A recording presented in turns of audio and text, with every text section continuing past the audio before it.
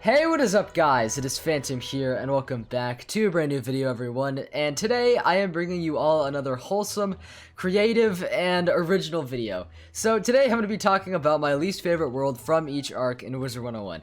As we all know, Wiz consists of three large story arcs: the Malistaire arc, the Morganth arc, and the Grandfather Spider arc.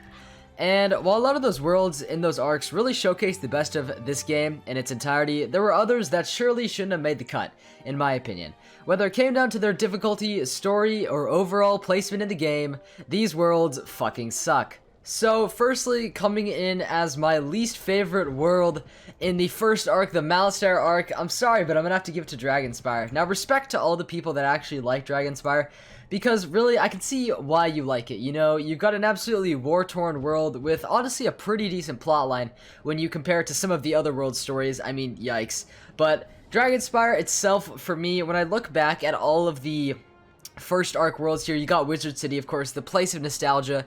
You've got Croc, which is almost just as nostalgic in my opinion, and not too difficult, and overall a good time questing through. That's probably a controversial opinion, but that's how I feel personally. Then you got Marleybone, which is just one of my all-time favorite worlds in the game, and then Mushu, which is just absolutely zen, and I fucking love it. Then you come to Dragonspire, and something about it just really didn't do it for me. Obviously, it's the most difficult world. In the first arc here, the enemies, they're super annoying with their tower shields and their weaknesses. That's a big boy. That's a big boy spell that is used quite often here. But really, when it comes down to it, I just didn't enjoy Dragonspire's questing as much as I did the other four first arc worlds. There is 5, by the way. So, I just didn't enjoy the questing as much, and even though the lore was actually pretty decent, of a place that was similar to Wizard City a long time ago, that was, of course, overrun by the Dragon Titan, as well as his army, and just overall corrupted the world, filled it with lava. That's pretty awesome. That's a pretty cool concept for a world, but between the quest line, the tedious mobs and the spells that they cast, and not a good enough story to make up for the world, Dragonspire is gonna have to be my least favorite here. As well as the appearance, by the way. Dragonspire, it's in serious need of a graphics update, seriously. Like, what is this building texture, King Zhao? Come on, I know you could put more effort into it, seriously. But I'm sorry, Dragonspire, you know, I actually do like you as a world in the grand scheme of things, but if I had to look back at all of my first arc worlds, you're gonna have to come in last. I'm sorry, pal. Coming in as the worst world of the second arc, I mean, this one's pretty obvious. It has to be Azteca. It has to be Azteca, I mean, between just the absolute tedious quests, the shitty plot lines, the shitty story, everything that they've built here just sucks. I'm serious. Like, the appearance is the only thing that I can really compliment about Azteca. It's definitely above average, I think, in the grand scheme of all of the worlds, and especially for being an earlier world. The graphics, you know what? They're pretty good. I'll give it to you, King Saul, on that one. However, this is gonna be the most frustrating world I have ever done in Wizard101. Just between the questing with bosses that will tower shield every fucking round even though they're part of the death school, or life mobs that will E-free you.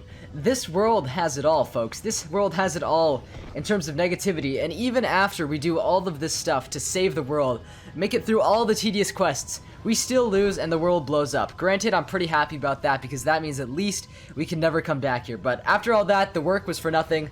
Giant meteor just hits the fucking world. There's a giant black hole in the sky now.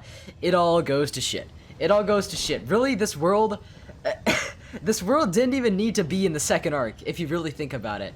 Because really, what Morganth was planning, she would have accomplished anyway, without our aid, you know, without our aid in helping these dinosaurs try and rescue the world. It dies anyway, and that's honestly so frustrating.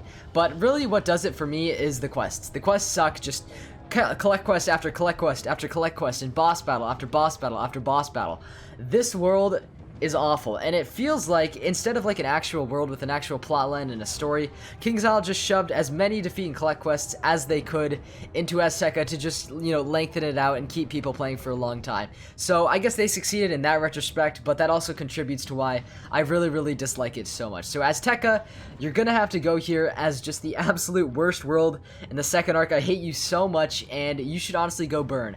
Oh wait, actually, there's meteors going everywhere. But yeah, once again, just an absolutely pointless world. And in the end, I am happy about it getting meteored to death. You know what? They kind of deserve it for giving me dumb quests like make a salad or collect sea cucumbers or initiate a war challenge. Just that's the kind of stuff that you get with Azteca, and that is one of the reasons why I am actually pretty satisfied in the end with it being destroyed. Coming up next for the worst world in the third arc, okay, it actually pains me to put it here because overall, this is actually a really solid world that KingsIsle has done here. It is Mirage, and I might get some hate for this. I know it might be a bit controversial because I can definitely see the appeal of Mirage, and I can see why some people really do like it so much.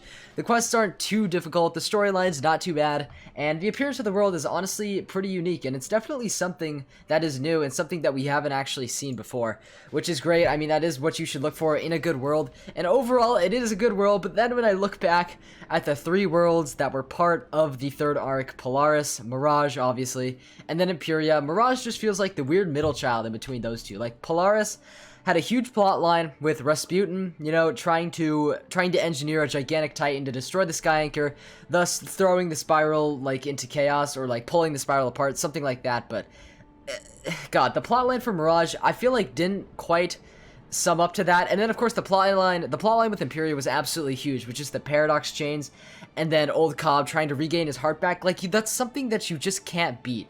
All right, and Mirage falls awkwardly, I should say, between those two kind of quest lines. Like, in Mirage, it's a weird thing. It's a really weird thing because in Polaris, for example, you have this reoccurring theme of the huge titan coming to destroy everything. And then obviously this is a theme we've seen before, whether it's in Winter Tusk, whether it was in the end of the first arc with a giant titan trying to destroy everything, or, you know, put everything into chaos, whatever it's doing for its nefarious actions. But that was kind of repeated in Mirage quite a bit, in the fact that there was a huge army, so to speak, not necessarily a titan, but a huge army going to storm the, what's it called, Agrabah, I believe. Yeah, Agrabah is the city over there.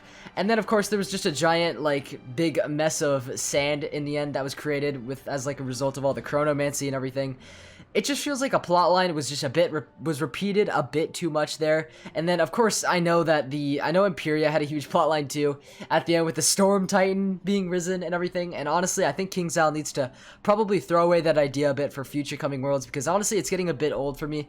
But in Mirage, that sort of theme, that sort of action that was taking place feels like it was executed the worst, in my opinion. So I gotta put it here.